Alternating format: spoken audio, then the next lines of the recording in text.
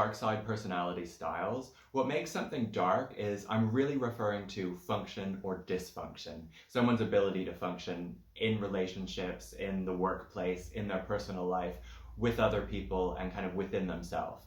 So there's 4 major areas there that we can look at, function or dysfunction, that really affects people's general ability to do work, to form relationships, to have healthy attitudes to life and work, and manage things appropriately. And so those 4 areas are about a sense of self and self-direction, and the ability to have empathy and intimacy with other people.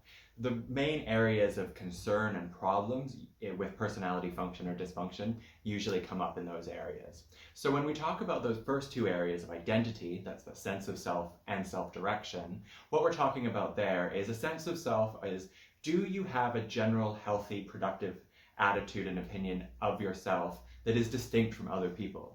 So it doesn't necessarily matter what your goals are, what you want to do in your life, in your work, in your relationship, as long as you have some sense of those, and those as distinct from other people. So not necessarily what other people think you should be doing with your life, but some understanding about what you want to be doing, what your motivation is, what your core sense of self and understanding of yourself as separate from other people are. So you may get caught up in things, in events, in activities, in work. You might find you lose yourself in teams or what the company is trying to achieve. And that's fine, and that can be really healthy and productive. But do you also have a sense of yourself as independent from that? If you lose that job, do you still know who you are outside of that job? If you have a disagreement with a colleague or a friend, do you still know who you are and what you want to do outside of that relationship? And we see sometimes when people don't have that independent sense of self, it's really difficult to function during conflict because they don't have that sense of how to manage themselves without someone else directing them or setting their goals or telling them what they should be doing or even who they should be.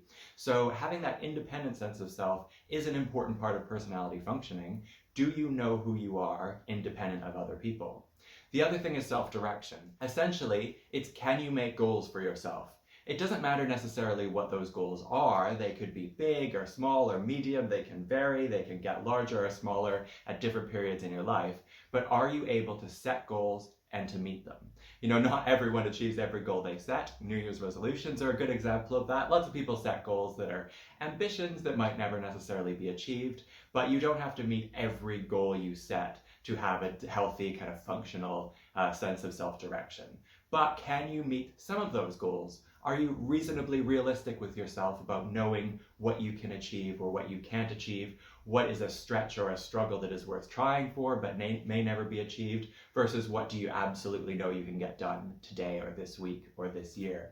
That's really important and really useful in assessing someone's level of functioning, because sometimes people make incredibly lofty goals that are completely impossible and unrealistic and set themselves up for failure. And it's not necessarily bad to create lofty goals for yourself, but if you're constantly setting yourself up for failure, then you're demotivating yourself and you're making it impossible to achieve everything because you're not realistic about the goals you're setting. Then it creates real problems with general functioning if you don't have a kind of realistic sense of what you can achieve, what you want to achieve, and what is realistic for you to achieve. So having that kind of realistic sense of self-direction is great. Also, if you can't set goals at all or have no ability to set those achievements, then that's going to create real problems with functioning as well. So we can see the kind of extreme ends of it both potentially create problems in personality functioning or dysfunctioning. Now, the other 2 really core and important areas are relationships with other people, understanding other people. So we can see a dark side of personality in people's when they have an inability to form kind of long-term healthy relationships. It doesn't mean you need to get along with everyone perfectly. It doesn't mean all of your relationships, be they at work, romantically, with friends, are free of conflict or disagreement. That's a normal part of having relationships too, and managing conflict in kind of healthy and productive ways. But can you do those things that are helpful for maintaining long-term relationships? Sense of empathy is absolutely core. So understanding that other people have, feelings, thoughts, emotions, and beliefs that are potentially different from your own, and that's okay.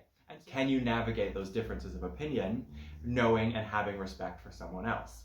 Now, that doesn't mean you need to agree with everyone or be friends with everyone, but understanding that other people have differences, and that's fine and that's okay, and you can either manage them and you can choose to form relationships with them or not. But having the ability to form long-term relationships with at least a few people is generally a sign of relatively healthy personality functioning. The inability to maintain any relationships over time with anyone is often a cause of concern. Then the other one is intimacy, right? And that leads directly into what I've just said, is do you have the ability to form mutually beneficial relationships with other people? Do you understand what other people want and need? Are you able to communicate what you want and need to them? And can you have those longer relationships that are mutually satisfying over a long period of time? And they could be all sorts of different relationships, right? Friendly relationships, romantic relationships, creative relationships, workplace relationships, whatever it is, whatever you can form kind of mutual bonds of interest over, then can you have at least a few of those healthy, empathetic, constructive relationships and maintain them over a period of time? It doesn't mean you have to be friends with everyone you've ever met or have really positive relationships with every single person you meet. That's not necessarily realistic either. But can you have at least a few mutually satisfactory, constructive, healthy relationships that last over a period of time? That's a kind of core element of personality functioning. So if you've got those four things, then generally we can look at relatively healthy, constructive personality functioning.